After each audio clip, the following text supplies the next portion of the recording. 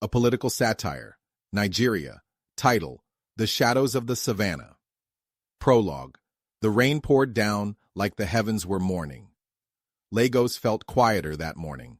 The usual noise, blaring horns, street vendors calling out, was muffled by something heavier: grief. Pa Ayo Adebanjor and Elder Edwin Clark, two titans in Nigeria's political history, had died within days of each other. The news spread fast, shaking their followers who believe in fairness, equity, justice, and egalitarianism. Some called it a coincidence. Others whispered about fate. But in the corridors of power, where real politics happens, their deaths weren't just the end of an era. They were the start of something new, a story of ambition, betrayal, and the never-ending hope for change. Chapter 1. The Final Debate. Nobody thought it would happen. For years, Pa Adebanjor and Elder Clark had been on opposite sides of Nigeria's political spectrum. One fought for true federalism, the other for resource control.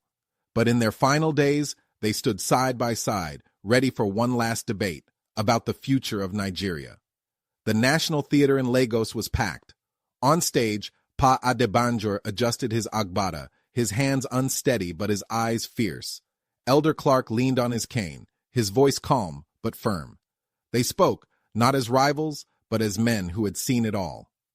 "We shout about unity, but our words divide us," Adebanjor declared. The crowd roared in approval.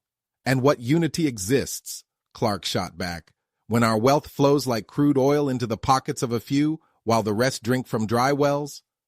But fate had other plans. 2 weeks later, both men were gone. Chapter 2. The Whaling Cartel. The official story was simple. Adebanjor died of natural causes. Clark's death was blamed on age-related complications. But the whispers told a different story. Some said they were frustrated to death. Others spoke of a secret group that wanted them silenced. The politicians, of course, wasted no time. At Adebanjor's home, governors and senators lined up to give speeches full of empty praise. "A man of principle," said a governor who had been caught embezzling funds for flood victims. "His dream for Nigeria will live on." Clark's home in Nigeria Delta was the same.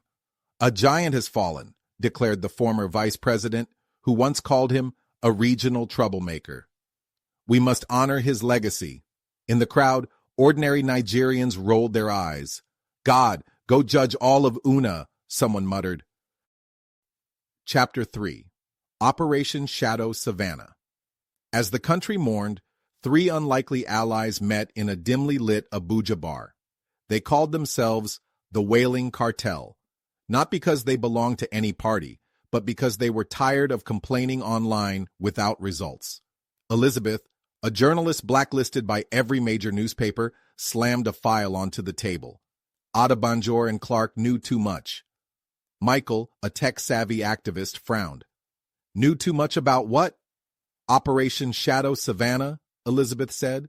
"A plan to secretly sell off Nigeria's last oil reserves under the cover of a national infrastructure project." Clark found out, and Adebanjor was his only ally. Their mission was clear: uncover the truth. But in Nigeria, exposing corruption was like a suicide mission. It is endemic. Chapter 4. Adebanjor and Clark weren't just old men with opinions. They were the last living reminders of what could have been a new Nigeria.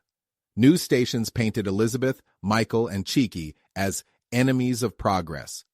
Trolls flooded social media, calling them foreign agents. But the more the government tried to shut them up, the more Nigerians started paying attention. Chapter 5. At a quiet cemetery in Lagos, a young boy placed flowers on the graves of Adebanjor and Clark. He whispered, "Maybe one day we'll get it right." Epilogue: The Eternal Struggle. Nigeria is a land of contradictions, where hope and despair never stop battling. The deaths of Pa Adebanjor and Elder Clark remind us that the fight for justice is never truly over. As the shadows stretch across the savannah, one question remains: will the next generation break the cycle, or will the dance continue? It's up to us. They have played their parts, and they are all gone to rest.